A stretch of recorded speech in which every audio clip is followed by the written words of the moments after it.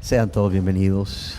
Me da mucho gusto poder verles nuevamente y poder compartir con ustedes la palabra de Dios.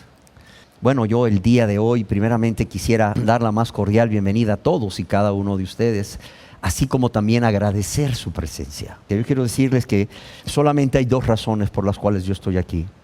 La primera razón, ¿cuál es? Para hacer lo que ya hicimos: alabar y adorar a aquel que merece toda nuestra honra y toda nuestra alabanza y adoración. Amén. Al Rey de Reyes y Señor de Señores. Y la segunda razón por la cual yo estoy aquí es ustedes. Si ustedes no están, no hay razón. No hay la segunda razón. Amén. Y es por eso que yo agradezco primeramente a Dios que ponga en el corazón de cada uno de ustedes ese querer como el hacer por su buena voluntad de congregarse continuamente, de ser perseverantes en buscar la bendición que Dios tiene para todos ustedes a través de no solo alabar y adorar a Dios, sino también la bendición que Dios tiene para cada uno de ustedes al escuchar la palabra de Dios. Amén. Y el día de hoy yo quisiera que pudiéramos leer juntos ahí en el libro del profeta Isaías, capítulo 55, versos 6 y 7, lo que Dios nos ha estado diciendo a través del profeta. Dice: buscad a Jehová mientras puede ser hallado, llamadle en tanto que está cercano. Dice: buscad a Jehová mientras puede ser hallado, llamadle en tanto que está cercano. Deje el impío su camino y el hombre inicuo sus pensamientos, y vuélvase a Jehová, el cual tendrá de él misericordia, y al Dios nuestro, el cual será amplio en perdonar. Quiero leer el verso 7, dice: deje el impío su camino y el hombre inicuo sus pensamientos, y vuélvase a Jehová, el cual tendrá de él misericordia, y al Dios nuestro, el cual será amplio en perdonar. El día de hoy yo quiero compartir con ustedes la tercera parte de esta serie de enseñanzas que he titulado ¿Cómo puede ser salva una persona que cree ser cristiana y no lo es? Entonces decíamos que el día de hoy vamos a compartir la tercera parte de esta serie de enseñanzas que hemos titulado ¿Cómo puede ser salva una persona que cree que es salva y no lo es? A modo de recordatorio, brevemente diremos que en la primera parte de esta enseñanza veíamos la triste realidad de cómo millones de personas hoy están engañadas creyendo que son salvas, creyendo que son cristianas, creyendo que son hijos e hijas de Dios sin realmente serlo. ¿Por qué razón? Porque nunca se han convertido a Dios a través de un verdadero arrepentimiento y de esa fe bíblica en Jesucristo como el único, suficiente y necesario Señor y Salvador de sus vidas. Y es por esta razón que además no tienen ese conocimiento de Dios que proviene no del conocimiento intelectual a través de la lectura de la Biblia o escuchar muchas enseñanzas, sino que viene a través de esa relación íntima, esa relación estrecha de amistad de padre a hijo o de padre a hija con Dios, con el Señor Jesucristo. También hablábamos en la primera enseñanza de cómo se puede reconocer a una persona que cree que es salva y no lo es. ¿Cuáles son las características? Con el propósito de que los presentes pudiesen examinarse a sí mismos y ver a la luz de las Escrituras y a la luz de estas características si realmente eran personas que eran salvas o que creían ser salvas pero no lo eran y estaban engañados. Pero además vimos cuáles eran las consecuencias de resistirse, oiga bien, cuáles eran las consecuencias de resistirse a reconocer con humildad cuál es la verdadera condición espiritual o cómo Dios los ve por causa de su quizás orgullo o por causa de que aman el vivir engañado. En nuestra segunda parte vimos cómo Dios, lleno de gracia, lleno de misericordia y de amor, ofrece esa misericordia gratuita ¿para quiénes? Para todos. Decíamos que la invitación es universal, sin embargo, es una invitación para especialmente, aunque es para todos, está dirigida especialmente para un grupo de personas. ¿Para quiénes? En Isaías 55:1 dice: a todos los sedientos, venid a las aguas, a los que no tienen dinero, venid y comprad sin dinero, sin precio, vino y leche. Dios nos llama a venir a las aguas, a todos los sedientos. Dice sin precio, sin tener que pagar. ¿Por qué razón? Porque como ya lo hemos dicho muchas veces, la salvación de nuestras almas es por gracia. Es decir, es un favor inmerecido de parte de Dios. Y no solo es un favor que nosotros no merecemos recibir viviendo en esa vida de enemistad, de rebeldía para con Dios, de ingratitud para con Dios, esa vida de práctica de pecado, sino que Dios lo hace por amor. ¿Por qué razón? Porque ya lo decíamos, porque se complace en hacer misericordia.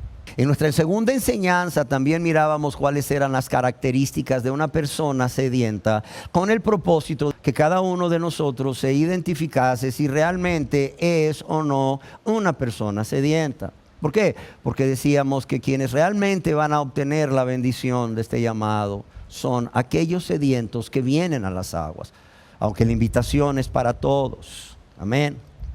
Y en esta tercera parte, antes de ver cuáles son los requisitos indispensables que Dios ha establecido en su soberanía, en su gracia, a todo pecador para ser salvo. Antes de ir a esa parte, la cual me proponía hacer hoy, yo quisiera ver antes cuáles son las bendiciones que Dios ofrece.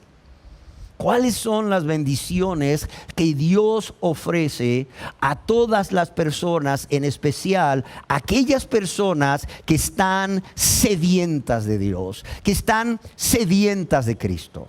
No que están sedientas o grandemente necesitadas de la salvación, o de los beneficios o las bendiciones que vienen con la salvación, sino primeramente están necesitadas de Dios. Lo que ellos anhelan es un encuentro personal con Dios.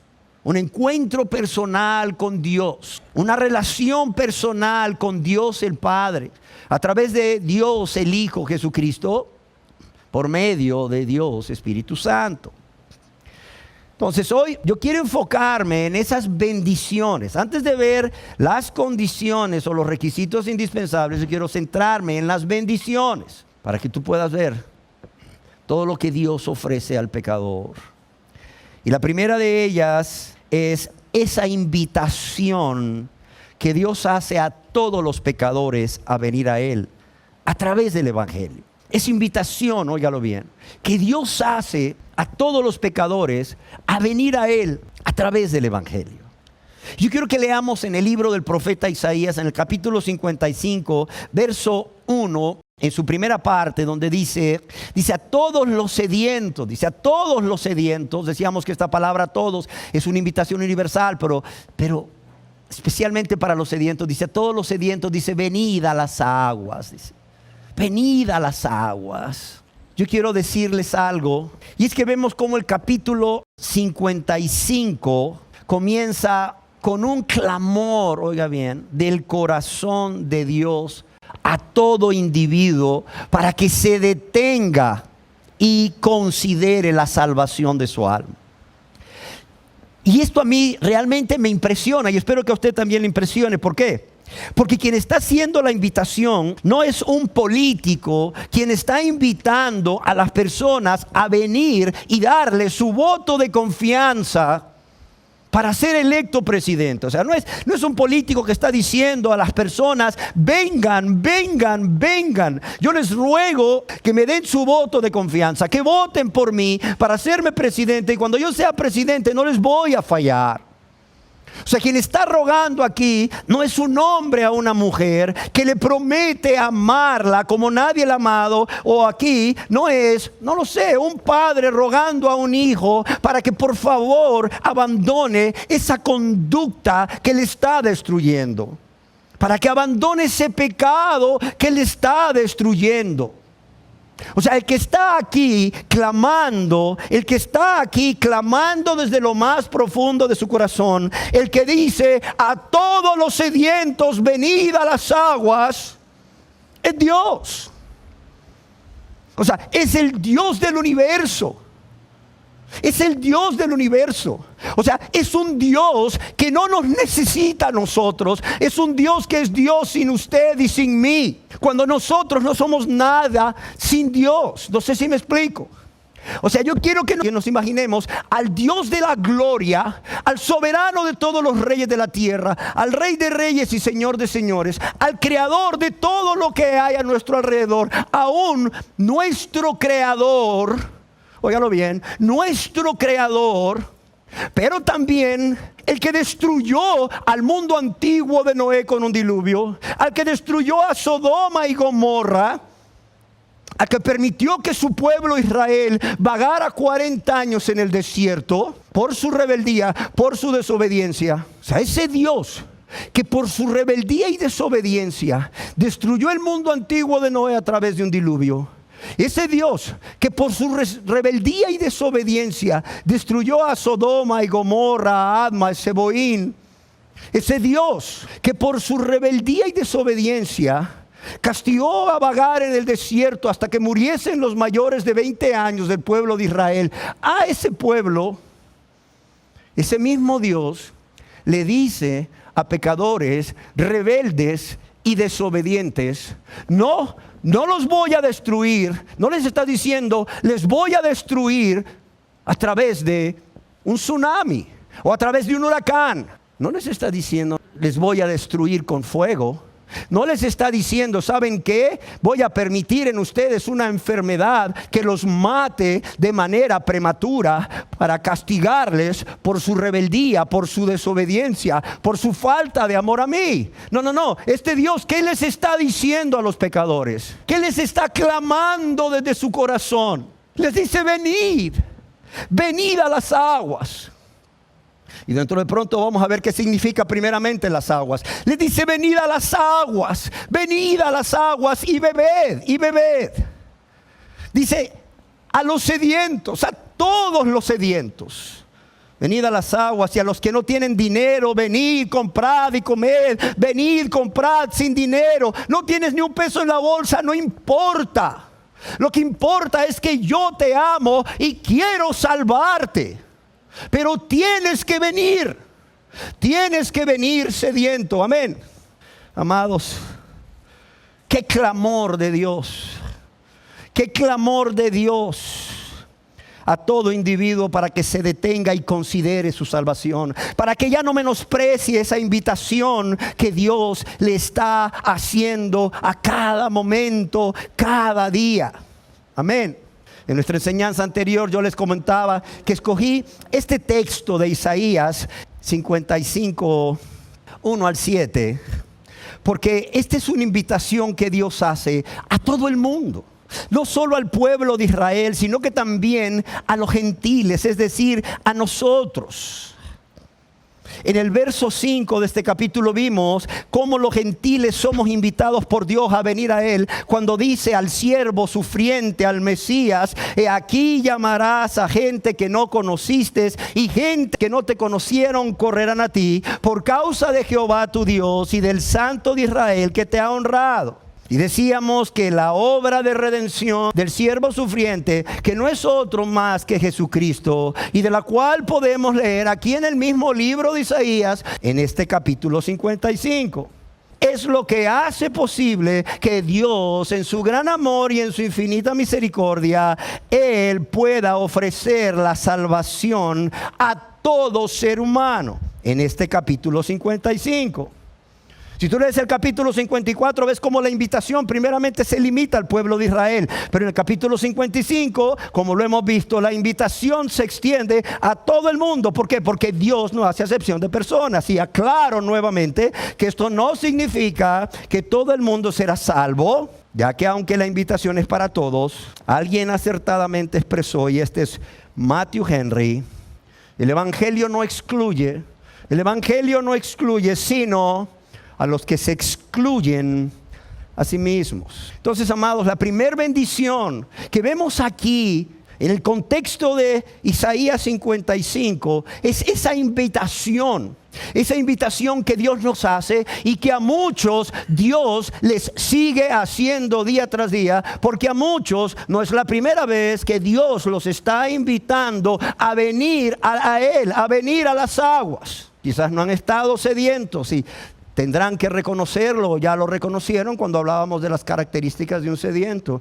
y por eso no han venido a entregarlo todo, sus vidas, el gobierno de sus vidas, todo lo que son y lo que tienen a Cristo. Amén.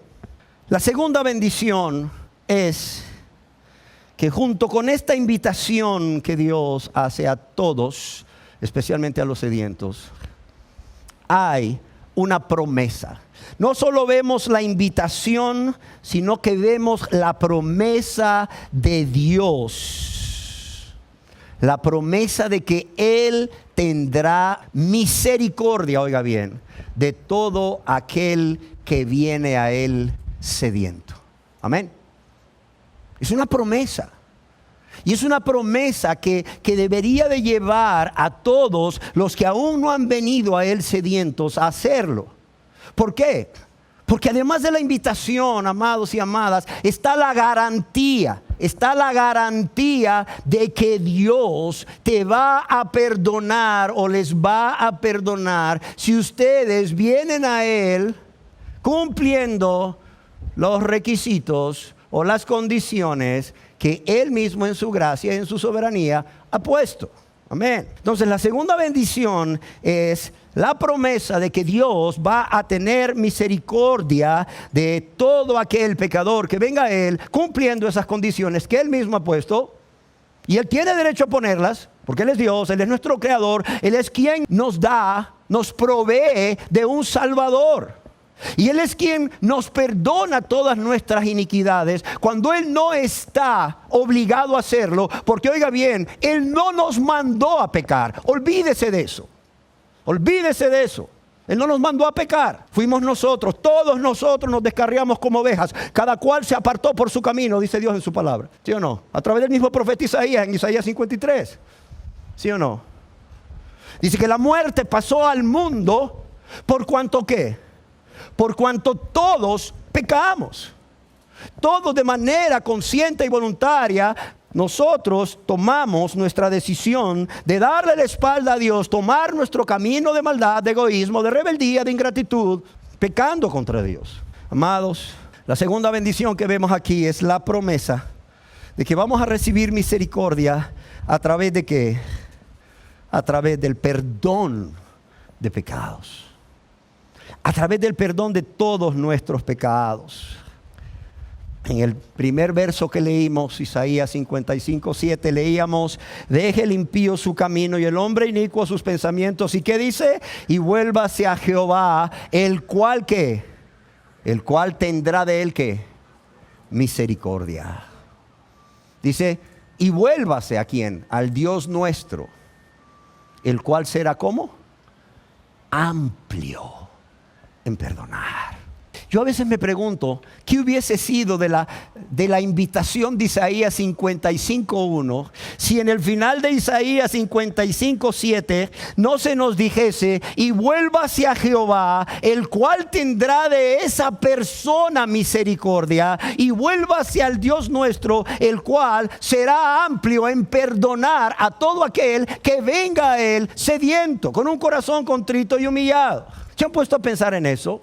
Un Dios que clama desde lo más profundo de su corazón: venid a todos los sedientos, venid a las aguas. Pero luego no dice aquí: y vuélvanse a mí, porque yo tendré de él o de ella misericordia. Y vuélvanse a mí, porque yo voy a ser amplio en perdonar. O sea, realmente la invitación no tendría sentido. La gente podría decir con razón: ay, pero qué garantía hay que si yo vengo sediento, sedienta a Dios, a Cristo, voy a recibir misericordia. Oiga, usted no sabe, predicador o pastor, todo lo que yo he hecho en mi vida. Vergüenza me da decirlo. Hasta vergüenza siento cuando me acuerdo de todo lo que yo he hecho en mi vida desde que tengo 11, 12 años. ¡Wow! Si yo pudiera hacerle una lista de mis pecados, con qué pecado contra Dios y contra mi prójimo, usted no sabe, predicador, usted no sabe, pastor, cuántos pecados hay ahí. Pecados que me horrorizan a mí, pecados que le horrorizarían a usted, me diría la persona. Pecados terribles que yo no sé si Dios quiera perdonarme. He pecado tanto contra Dios que yo no sé si Él quiera perdonarme. Yo sé que Él puede perdonarme, como decía aquel leproso de Mateo 8:1. Yo sé que Él puede perdonarme, pero no sé si Él quiera perdonarme, porque lo he ofendido tanto.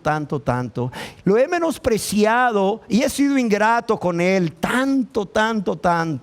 He sido rebelde durante tantos años. He vivido solo para mí mismo, para mí misma, y por eso he pecado tanto, lo he ofendido tanto, lo he lastimado tanto. Yo no creo que Él quiera perdonarme. Pero amados y amadas, esa invitación preciosa que Dios nos hace, o que Dios hace a todos los sedientos, de venid a las aguas, y a los que no tienen dinero, venid y comprad y comed, venid y comprad sin precio y sin dinero, va acompañada de esta segunda bendición, que es la promesa de Dios, que si la persona viene a Él, Él tendrá de esta persona misericordia, punto. Y no solo eso, va a ser amplio en perdonar. O sea que no hay excusas, amados y amadas. No hay excusas. Nadie va a poder decirle a Dios: Señor, es que era tan grande pecador, era tan grande pecadora, que me daba vergüenza, Señor. Me daba vergüenza venir ante tu presencia. Señor les va a decir: ¿saben qué?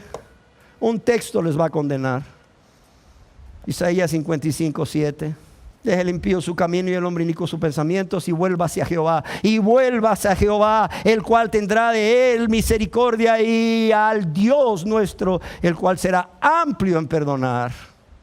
Un solo texto los va a condenar. Dios les va a decir: ¿saben qué? Yo los invité en Isaías 55:1. ¿Lo habías leído? Sí, lo leí. Bueno, ¿creíste que era una invitación de parte mía? Sí, lo creí. ¿Por qué no viniste?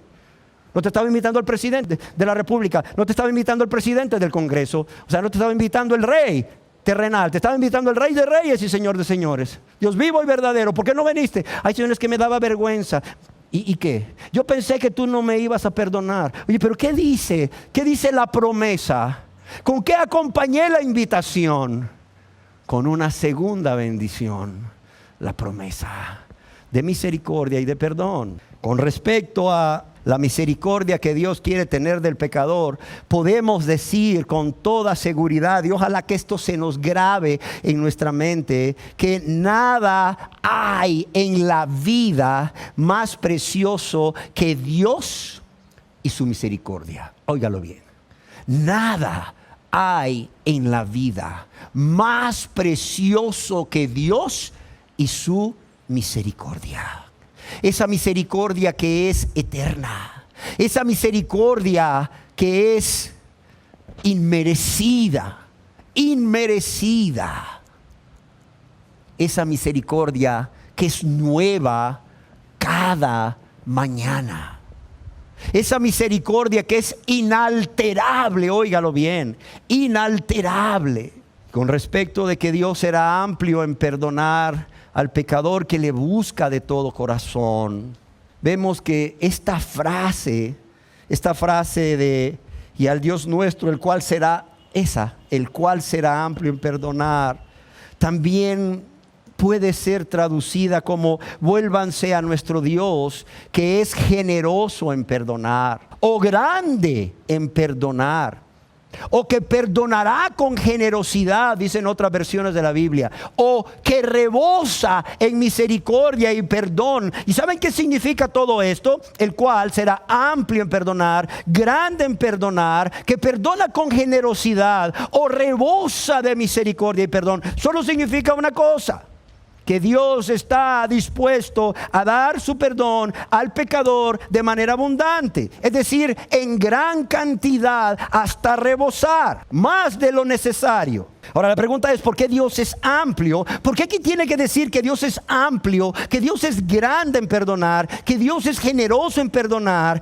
que Dios rebosa de misericordia y perdón y que Él va a perdonar más de lo necesario? Porque nuestros pecados cometidos contra Dios y nuestro prójimo, óigalo bien, antes de convertirnos a Él y aún después de convertirnos a Dios, si alguno hubiere pecado, dice Dios en su palabra, son tantos.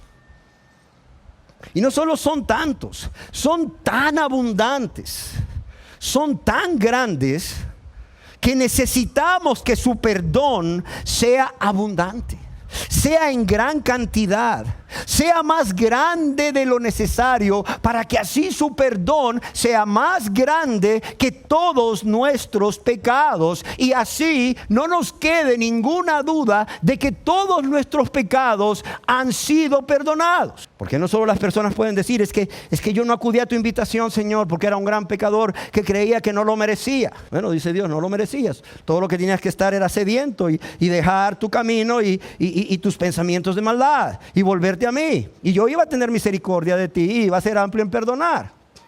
Otra de las cosas que la persona tiene en mente es, wow, mis pecados son tan grandes, pero tantos, híjole, que ¿será que la misericordia de Dios ajusta para tantos pecados?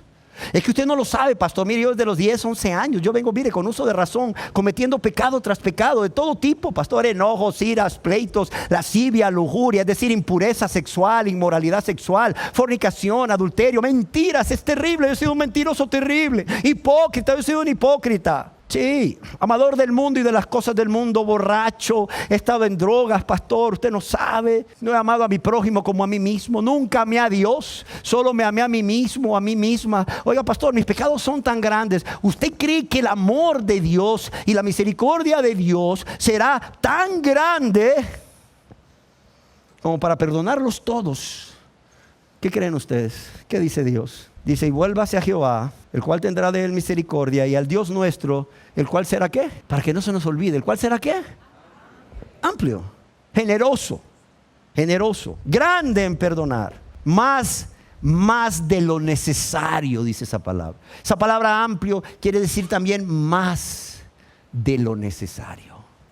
¿Para qué? Para que no le quede ninguna duda a nadie de que Dios puede perdonar todos, pero toda la multitud de nuestros pecados, toda la inmensidad de nuestras maldades. ¿Por qué? Porque Él es amplio en perdonar, porque Él rebosa de misericordia y perdón, y porque Él perdona en una cantidad mayor de lo necesario. Yo quiero decirles que, y deseo insistir en esto, solamente cuando reconocemos con humildad ante Dios y los hombres, cuando es necesario, pero siempre ante Dios, que todos los pecados que hemos cometido contra Dios y nuestro prójimo han sido tantos, pero tantos, son tan abundantes y son tan grandes, que es que veremos el amor de Dios y el perdón de Dios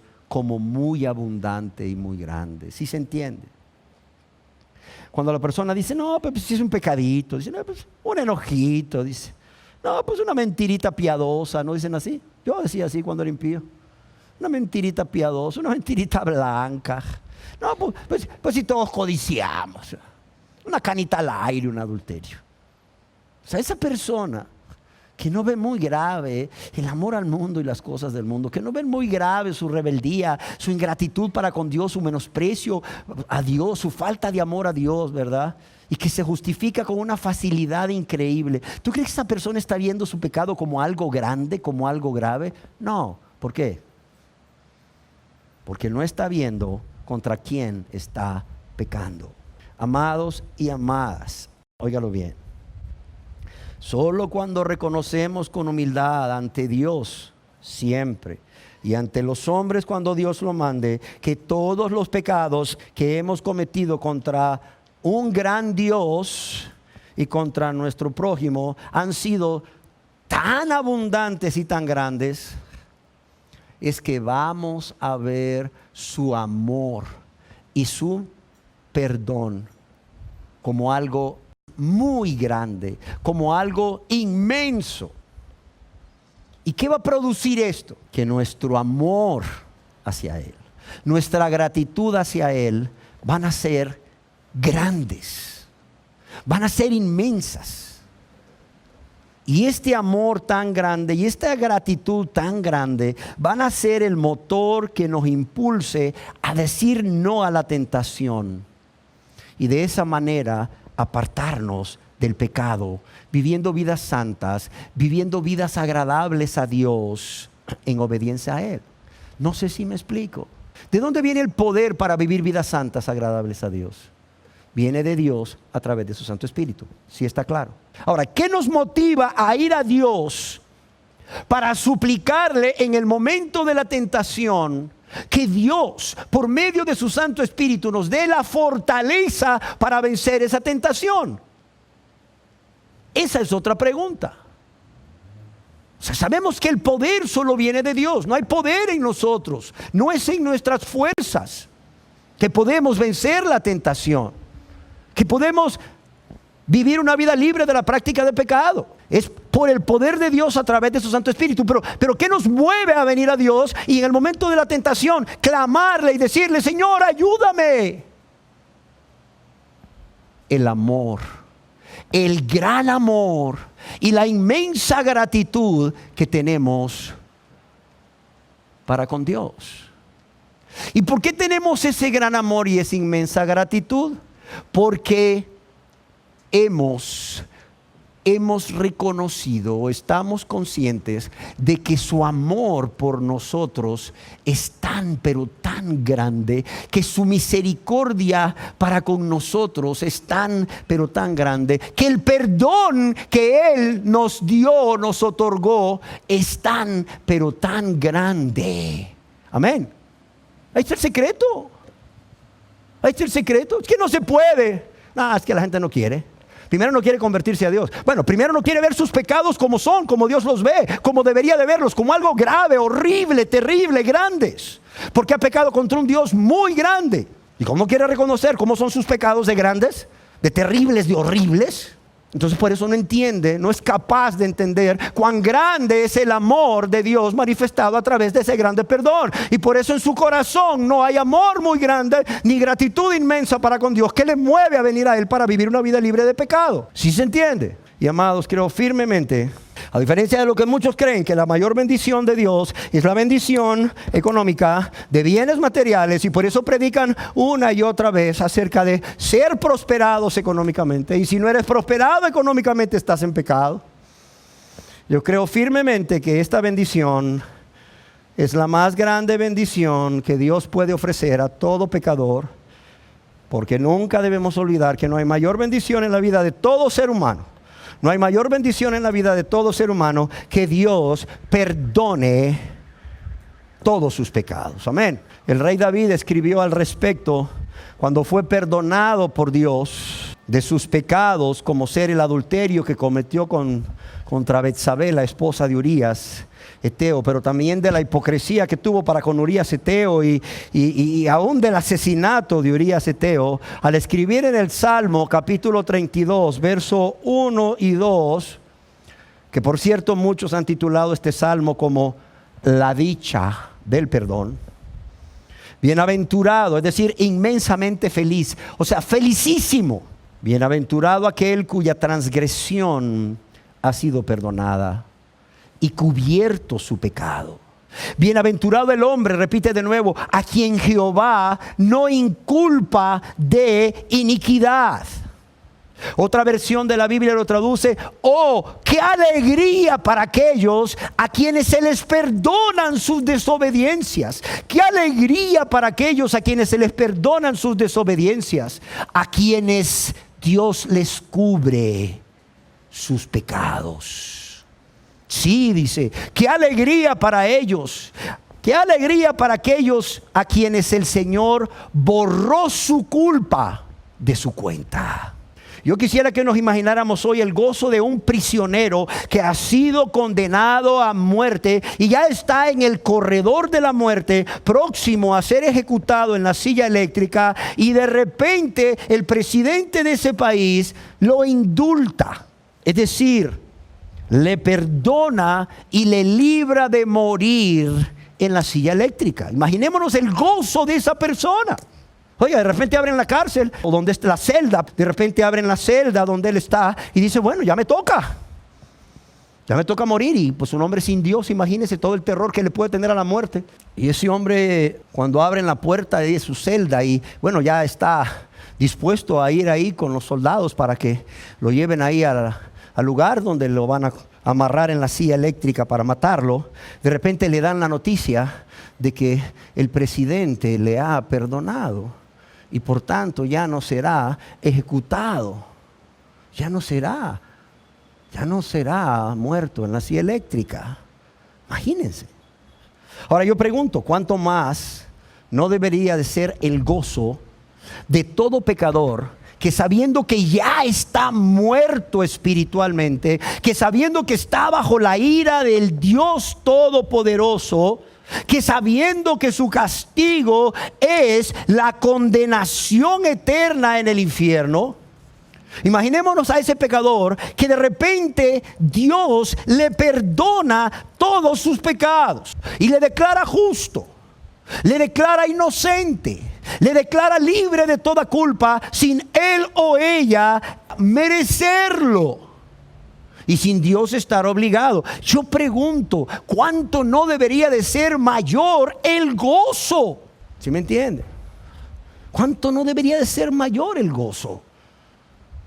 Carlos Spurgeon escribió al respecto: bienaventurado aquel a quien le es perdonada toda transgresión. Un perdón de la transgresión pleno, instantáneo, vuelve el infierno de un pecador en un cielo y le convierte de heredero de ira a participante de la bendición.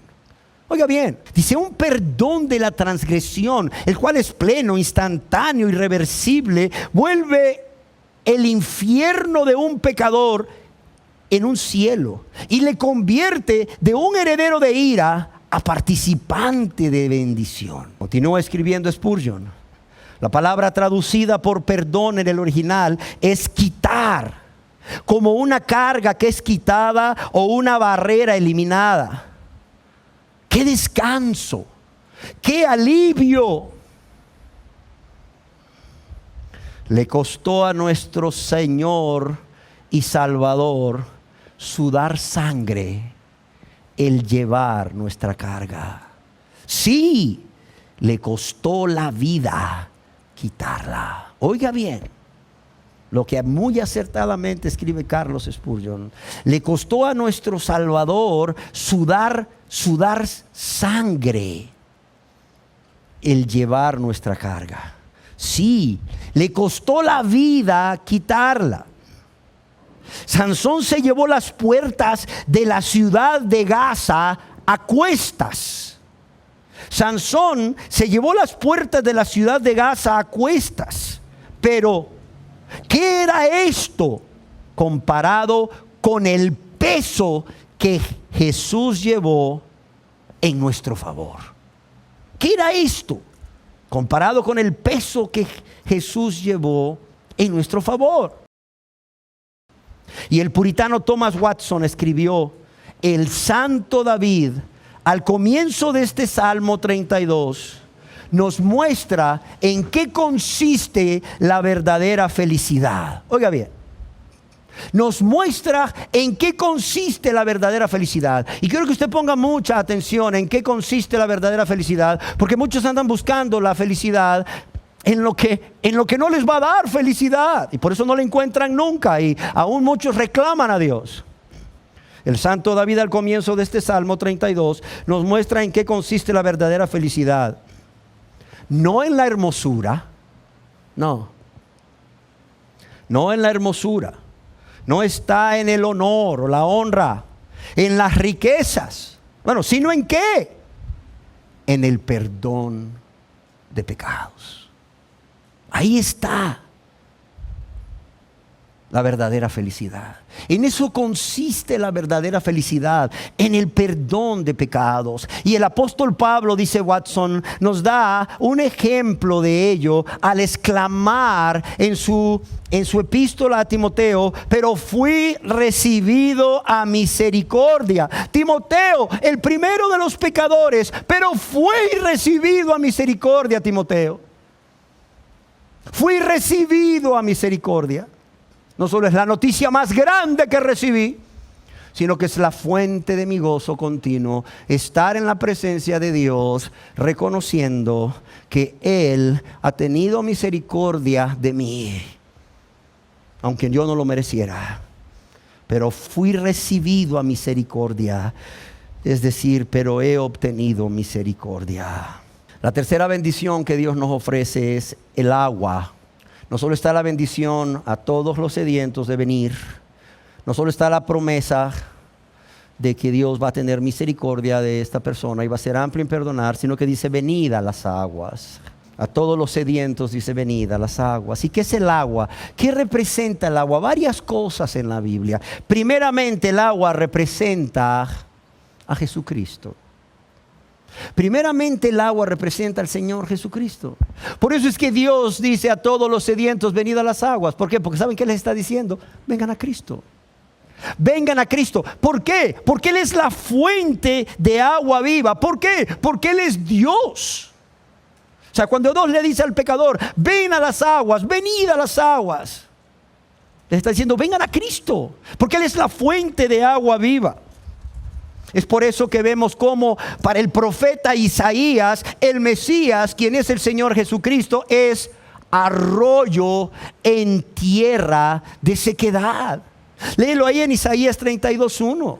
Para el profeta Jeremías, el Cristo es la fuente de agua viva. En Jeremías 2:13 se nos dice que Israel había abandonado al Señor, a la fuente de su salvación y sustento espiritual, cuando escribe, inspirado por Dios: porque me dejaron a mí fuente de agua viva. Para el profeta Zacarías, el Mesías, Jesucristo, es un manantial, un arroyo corriendo continuamente, un manantial abierto. ¿Para qué? Para la purificación del pecado y de la inmundicia. Entonces vemos que para el profeta Isaías, Jesucristo es arroyo de aguas en tierra de sequedad. Para Jeremías es la fuente de agua viva, y para Zacarías es un manantial abierto, es un arroyo abierto para la purificación del pecado y de la inmundicia. Y es que en la Biblia podemos leer allá en Apocalipsis capítulo 22 verso 1: o el río de agua de vida, oiga bien, el río de agua de vida que fluye del trono de Dios y de Jesucristo. No significa otra cosa que esta fuente de agua viva o de vida eterna procede de Dios. ¿A través de quién? A través de Jesucristo, que es Dios vivo y verdadero. Amén. El Señor Jesús afirmó ser esa fuente de agua viva cuando le dijo a una mujer samaritana junto al pozo de Jacob, allá en el Evangelio según San Juan, capítulo 4, verso 10: si conocieras el don de Dios, ¿y quién es el que te dice: dame de beber? Si conocieras el don de Dios, ¿y quién es el que te dice: dame de beber? Tú le pedirías y Él te daría ¿qué? Agua viva. O sea, el Señor le está diciendo: si supieras quién soy yo, para ti no soy más que un hombre judío sediento. Pero ¿sabes qué? Yo soy el Mesías.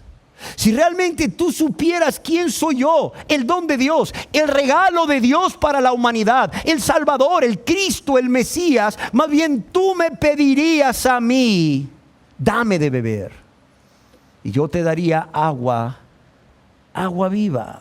En el Evangelio según San Juan, capítulo 4, versos 13 y 14, Jesús le afirma nuevamente a esta mujer al decirle: respondió Jesús y le dijo: cualquiera que bebiere de esta agua, refiriéndose al agua del pozo de Jacob, volverá a tener sed. Cualquiera que bebiere de esta agua volverá a tener sed. Mas el que bebiere del agua que yo le daré, ¿por qué? Porque Él es la fuente de agua viva.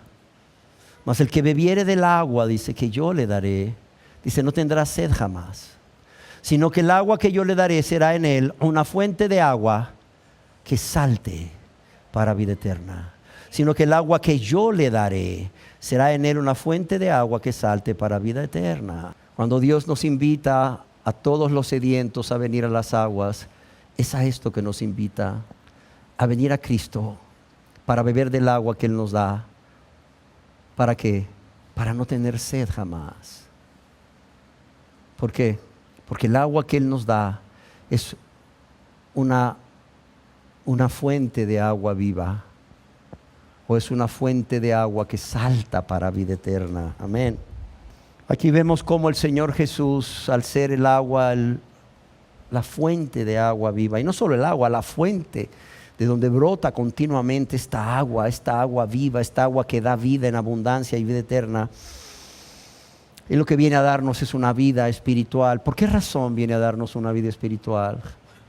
Porque estamos muertos espiritualmente mientras vivamos una vida de práctica de pecado, una vida sin convertirnos a Dios. Dice Dios que el estado del ser humano, quien quiera que sea, de la religión que sea, de la denominación que sea, es muerte espiritual.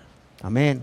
Yo quiero que recordemos también cuando el Señor afirmó a gran voz ante una gran multitud de judíos que, por cierto, no estaban salvos, pero buscaban saciar su sed en lo que nunca les iba a saciar su sed, en su religión, en sus rituales. El Señor Jesús dice que se puso de pie y en voz alta les dijo: si alguno tiene sed, venga a mí y beba. Si alguno tiene sed, venga a mí y beba. Seguro estoy que esto trajo a la mente de aquellos judíos que estaban ahí las palabras de Dios a través del profeta Isaías, en Isaías 55:1: a todos los sedientos, venid a las aguas. Yo casi estoy seguro que en cuanto oyeron la palabra del Señor Jesús, si alguno tiene sed, venga a mí y beba. Si alguno está sediento, venga a mí y beba. La gente inmediatamente asoció esas palabras con Isaías 55:1: a todos los sedientos, venid a las aguas. Dice: venga a mí y beba. Y cuando el Señor Jesús les invita a venir a Él, y te invita a venir a Él para beber, ¿sabes a qué te está invitando? ¿Y sabes a qué me invitó a mí? A beber de Él. ¿Para qué? Para ser saciados primeramente con el perdón de Dios. Ese perdón que Dios ofrece solamente a través de Jesucristo. Pero también para ser saciados del amor de Dios, para ser saciados de la compasión de Dios, de la misericordia de Dios, de la fidelidad de Dios.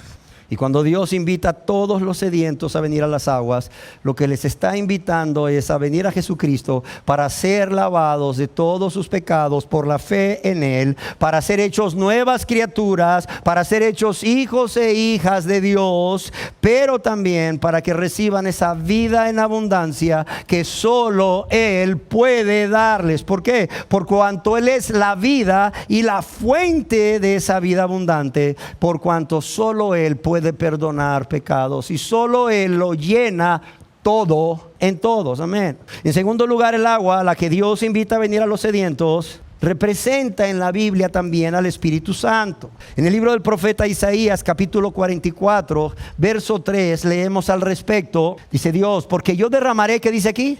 Aguas sobre el sequedal y ríos sobre la tierra árida. Y luego, ¿qué dice? Mi espíritu derramaré sobre tu generación y mi bendición sobre tus renuevos. O sea, Dios dice, porque yo derramaré aguas sobre el sequedal y ríos sobre la tierra árida. E inmediatamente asocia aguas y ríos que están formados por agua. ¿Con qué? Con el Espíritu Santo. Dice, mi espíritu derramaré. Dice, yo derramaré aguas sobre el sequedal. Y luego dice, mi espíritu derramaré sobre tu generación y mi bendición sobre tus renuevos. Vemos cómo hay una asociación obvia entre aguas y Espíritu Santo. En el Nuevo Testamento, en el Evangelio según San Juan, capítulo 7, versos 38 y 39, podemos leer cómo el Señor Jesús prometió que todos los creyentes recibirían al Espíritu Santo para morar en ellos cuando se convirtiesen a Él y cuando Él regresase al Padre después de resucitar. ¿Qué dice ahí Jesús? Dice, el que cree en mí, como dice la Escritura, fíjese bien, primer requisito, el que cree en mí, como dice la Escritura, de su interior correrán ríos ¿de qué? de agua viva. Luego dice el verso 39. Esto dijo del Espíritu que habrían de recibir los que creyesen en Él. Ahora, ¿cómo aplicamos esa bendición a todos los pecadores sedientos? Bueno, que cuando los pecadores realmente vienen con un corazón contrito y humillado delante de la presencia de Dios, dispuestos a convertirse a Dios a través de la fe en Jesucristo como el Mesías y creyendo todo lo que las Escrituras dicen de Jesucristo, es decir, acerca de su nacimiento, su conducta, su predicación, sus milagros. Dice que no solo va a recibir el perdón de pecados, un perdón instantáneo de todos sus pecados, sino que también va a recibir el Espíritu Santo, el cual morará en su interior, en su corazón, en su alma, y de su interior, dice, de su corazón y de su alma, que van a correr ríos de agua viva. O sea, es decir, van a brotar de su interior las evidencias de que esta persona realmente ha sido salvada por Dios y Dios ha derramado su Espíritu Santo sobre él o sobre ella, le ha llenado de su Espíritu Santo. ¿Por qué? Porque brotan las evidencias de que en él o en ella mora el Espíritu Santo. Las primeras obediencias son el fruto del Espíritu. Alguien escribió algo que me pareció muy atinado. Dice: nadie puede ser habitado por el Espíritu de Dios y guardarse para sí ese Espíritu. Nadie puede ser habitado por el Espíritu de Dios y guardarse para sí ese Espíritu. Ahí donde está el Espíritu fluye. Ahí donde no está el Espíritu no fluye. Sí, es claro. La persona no va a manifestar el fruto del Espíritu Santo en su vida. No va a manifestar amor, no va a manifestar gozo, no va a manifestar paz, no va a manifestar ser una persona fiable o fiel, no va a manifestar dominio propio, paciencia, mansedumbre. ¿Sí me entienden? Pero también podemos aplicar esta bendición en la vida de todo pecador al hecho de que Dios no solo está ofreciendo la bendición de ser llenos del Espíritu Santo, sino que también Dios está ofreciendo el que podemos ser gobernados y debemos ser gobernados y guiados por Él. Y esto, cada día, en todo lugar y circunstancia, si así lo deseamos y si así lo pedimos. Amén. En tercer lugar, el agua en la Biblia representa o es símbolo de la palabra de Dios. Cuando el Señor Jesús respondió a Nicodemo en el Evangelio según San Juan, capítulo 3, verso 5, el que no naciere del agua y del Espíritu no puede ver el reino de Dios. O sea, ¿qué está diciendo Nicodemo cuando le dice el que no naciere del agua y del Espíritu? Se han dado muchas interpretaciones, no con respecto al Espíritu, eso está claro. De hecho, viene con E mayúscula, está claro que es el Espíritu Santo. El problema ha sido el agua. ¿Qué es el agua? El agua de la bolsa amniótica, es decir, nacer primero físicamente y después nacer a través de la obra del Espíritu o muchas cosas, pero muchos de ellos, a través de la interpretación que le dan a Efesios 5:26, han asociado la palabra de Dios con el agua, diciendo la persona tiene que exponerse primero a la palabra de Dios y el Espíritu Santo usa la palabra de Dios para traer convicción de pecado a esta persona, y una vez que produce el Espíritu Santo en esta persona esa tristeza que es según Dios, ¿verdad? El Espíritu Santo, ¿verdad?, lleva a esta persona o mueve a esta persona al arrepentimiento y a la fe en Jesucristo. Amén. En Efesios 5:26 el apóstol Pablo vemos cómo asocia el agua con la palabra de Dios al referirse a la iglesia cuando dice: para santificarla, habiéndola purificado por el lavamiento del agua por la palabra. Dice que Jesucristo purificó a la iglesia habiéndola lavado por medio de agua. ¿Por qué? Por la palabra. De modo que cuando Dios invita a todos los sedientos a venir a las aguas, no solo les invita a venir a Cristo, sino que les invita a escudriñar las Escrituras, pues solamente, óigalo bien, a través de las Escrituras es que Dios se revela a nosotros. Pero también Dios nos revela su plan de salvación para todos los seres humanos. Especialmente ¿para quién? Para todos aquellos y aquellas que están sedientos. En cuarto lugar, el agua que Dios nos da frecuentemente es un símbolo de la bendición de Dios, de todas las bendiciones de Dios, del refrigerio espiritual. En el Salmo capítulo 23, verso 2 leemos, dice que Él nos pastoreará junto a aguas de reposo. Yo quiero que nos imaginemos en aquel lugar árido. En aquel lugar árido, un manantial que corre con agua cristalina, agua fresca. Y después de caminar todo el día, poder llegar a ese lugar y poder sentarnos a descansar y poder lavarnos la cara con esa agua fresca, cristalina, y poder tomar de toda esa agua. ¡Qué gran bendición! ¡Qué gran refrigerio! Amén. En el Salmo capítulo 36, verso 7 y 8 también leemos, la Reina Valera lo traduce: cuán grande es tu misericordia. Oh Dios, dice la Reina Valera, cuán grande es tu misericordia. Sin embargo, en este salmo, en otra versión dice, qué precioso es tu amor inagotable, oh Dios. Qué precioso es tu amor inagotable, oh Dios. Pero no solo eso, dice, todos los seres humanos encuentran refugio a la sombra de tus alas. Todos los seres humanos encuentran refugio a la sombra de sus alas. Los alimentas con la abundancia de tu propia casa y les permites beber del río de tus delicias, porque tú eres la fuente de vida. Dice, los alimentas con la abundancia de tu propia casa y les permites beber del río de tus delicias, pues tú eres la fuente de vida. F.B. Meyer escribió al respecto, Dios nos da las tristezas en copas, pero sus delicias nos las da como ríos. Y yo quiero que nunca lo olvidemos. Dios nos da las tristezas en copas, pero sus delicias en ríos. En quinto lugar, el agua en la Biblia está relacionada con la vida eterna dada por Dios a través de la fe en nuestro Señor y Salvador Jesucristo. Una vida eterna que está reservada para todos los que se convierten a Él. En el Evangelio según San Juan, capítulo 4, verso 14, o ya leímos cómo el Señor Jesús afirma a la mujer samaritana, mas el que bebiere del agua que yo le daré, no tendrá sed jamás, sino que el agua que yo le daré será en él una fuente que salte, ¿para qué? Para vida eterna. Dice, sino que el agua que yo le daré será una fuente que salte para vida eterna. El agua que Jesucristo da significa vida espiritual. El agua que Jesucristo da significa vida espiritual, pero vida espiritual en abundancia, aquí y ahora y eterna, óigalo bien. ¿Por qué razón? Porque los beneficios de esta agua que Cristo da no se limitan a esta vida en esta tierra, sino que son beneficios que permanecerán para siempre, aún a lo largo de toda la eternidad. Amén. Y ahora continuando con las bendiciones que Dios ofrece a los pecadores, bueno, ya vimos que la primera, ¿cuál es? La invitación que Dios nos hace.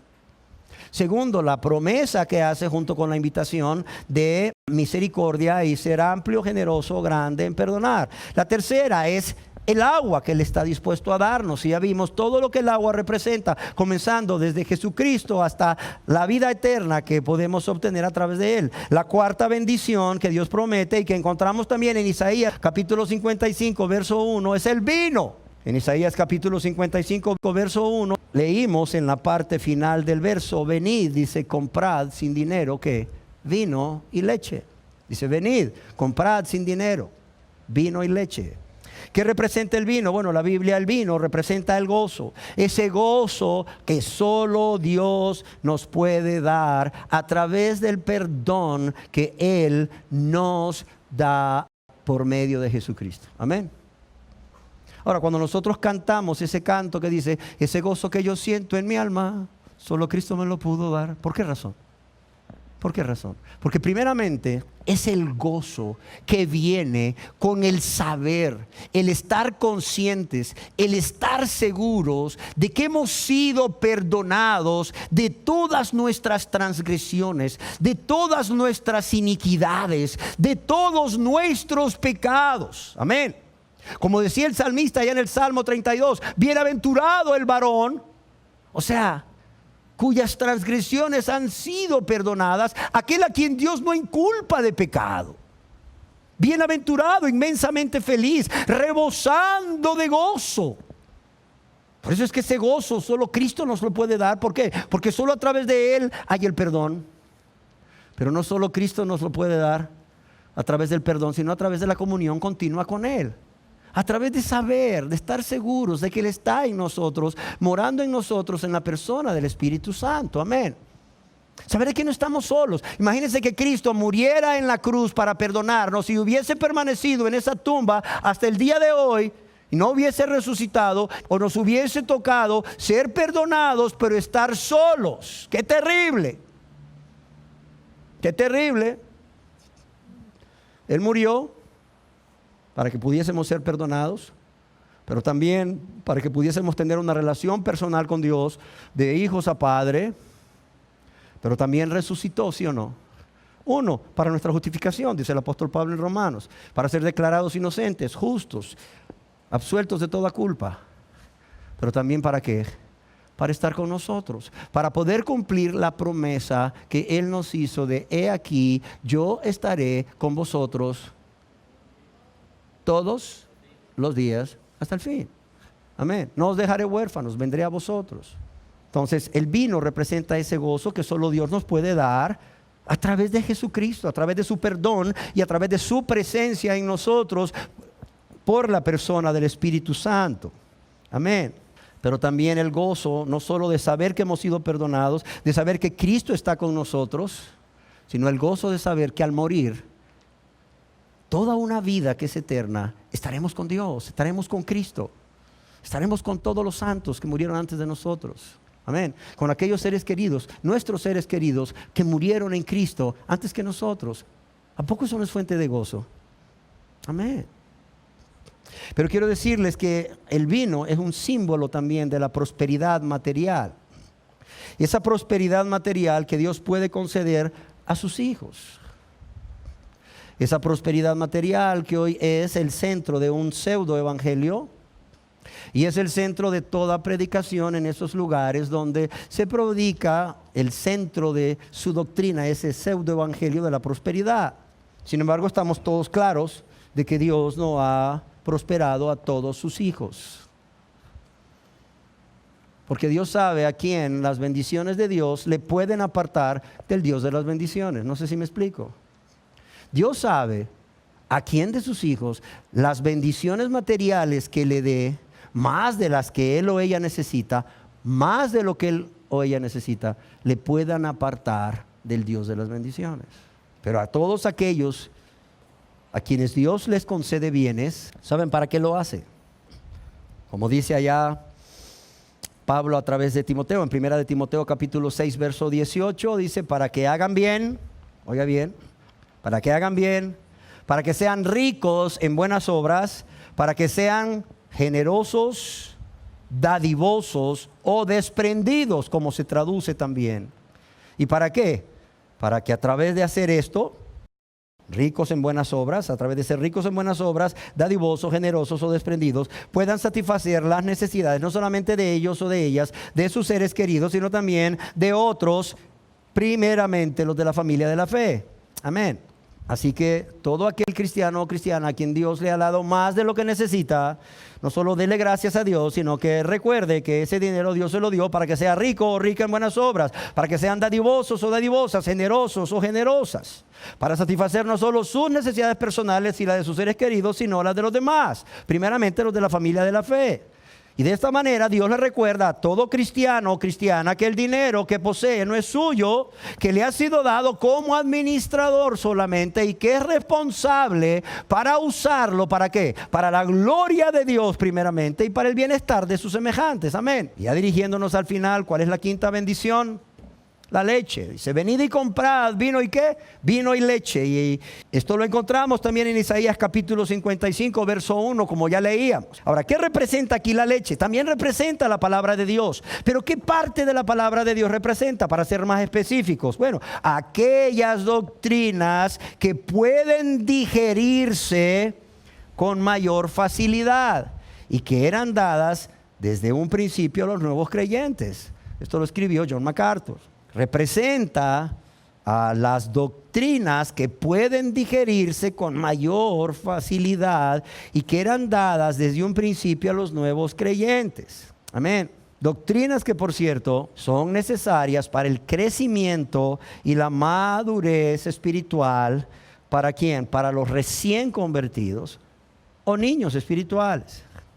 En la primera epístola del apóstol San Pablo a los Corintios, capítulo 3, verso 2, podemos leer que dice Pablo a los cristianos de Corinto: os di a beber leche y no vianda. ¿Por qué? Porque aún no erais capaces, ni sois capaces todavía. ¿De qué? De comer vianda, doctrina más sólida. Os di a beber leche y no vianda, porque aún no erais capaces, ni sois capaces todavía. No habían crecido lo suficiente espiritualmente como para que se les diese una doctrina más sustanciosa. Allá en Hebreos capítulo 5, versos 12 y 13 vemos cómo se compara a estas doctrinas básicas o a los primeros rudimentos que se imparten a los recién nacidos con la leche. Con la leche, cuando el escritor inspirado afirma: porque debiendo ya ser maestros después de tanto tiempo, tenéis necesidad que se os vuelva a enseñar cuáles son los primeros rudimentos de la palabra de Dios. Y habéis llegado a ser tales que tenéis necesidad de leche y no de alimento sólido. Aquí tenemos la misma idea. Viandas, alimento sólido. Leche, los rudimentos. Las doctrinas que pueden digerirse con mayor facilidad y que eran dadas o enseñadas desde un principio a los creyentes. Dice, y todo aquel que participa de la leche es inexperto en la palabra de justicia. ¿Por qué?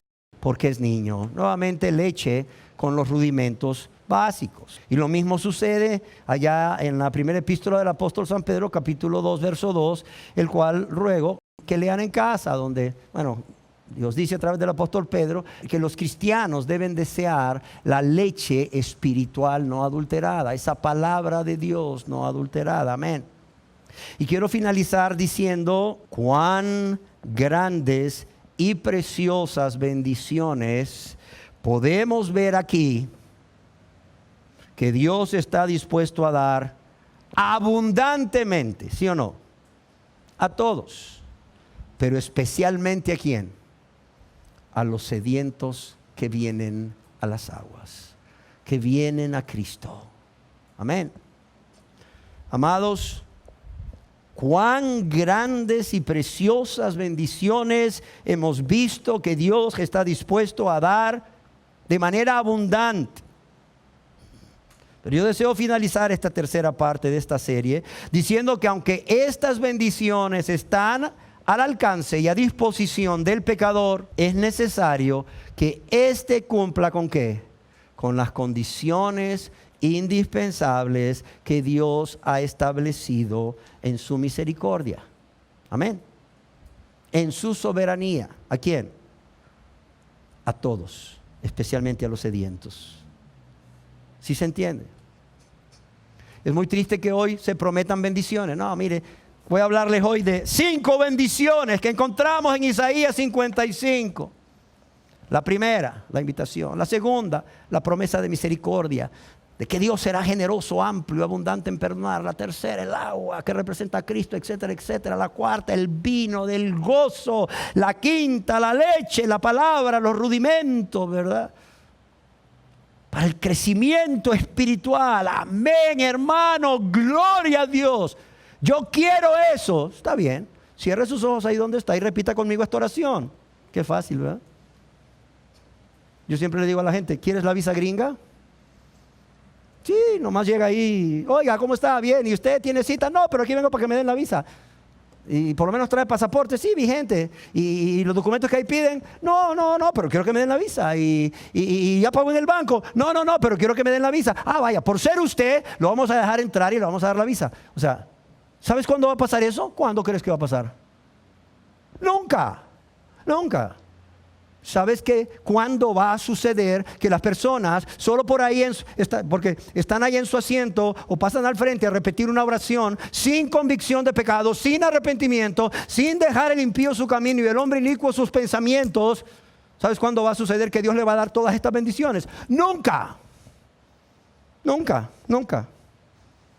Pero es que le están diciendo a la gente. Bueno, yo hoy te he hablado de las 5 bendiciones, ahí están.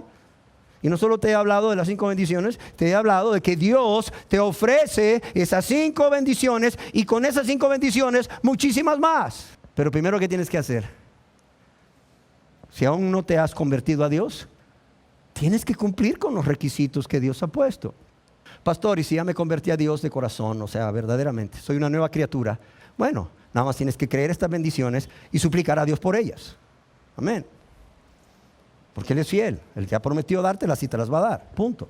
Amén. Y bueno, ¿cuáles son estas condiciones? Yo creo que ahora sí. Las veremos en nuestra próxima reunión, en nuestra próxima asamblea pública de oración. Por lo que les invito a que puedan acompañarnos a nuestra próxima reunión. Y yo quisiera finalizar con una oración. Gracias, Dios. Gracias, Dios, porque en tu infinito amor y tu grande misericordia deseas bendecir a todo pecador que se acerca a ti, buscándote de todo corazón, arrepentida de sus pecados, para entregarte su vida, con el firme deseo de tener un encuentro personal contigo y así poder recibir todas estas bendiciones. Oh Dios, yo te ruego que los corazones de aquellas personas que aún no se convierten a ti sean sensibles, de modo que no solo deseen tus bendiciones, sino que sobre todas las cosas te anhelen o te deseen a ti. Pero también, Señor, que anhelen o deseen conocer cuáles son esas condiciones indispensables que tú has establecido en tu misericordia, en tu gracia, en tu soberanía, y que ellos y ellas están obligados a cumplir. Padre, y yo te lo ruego por amor a ellos, por amor a ellas, para que sean salvos, para que sean salvas, y para que tú seas grandemente glorificado a través de sus vidas, Padre. Y te lo ruego en el nombre de Jesús, para que sea hecho. Amén.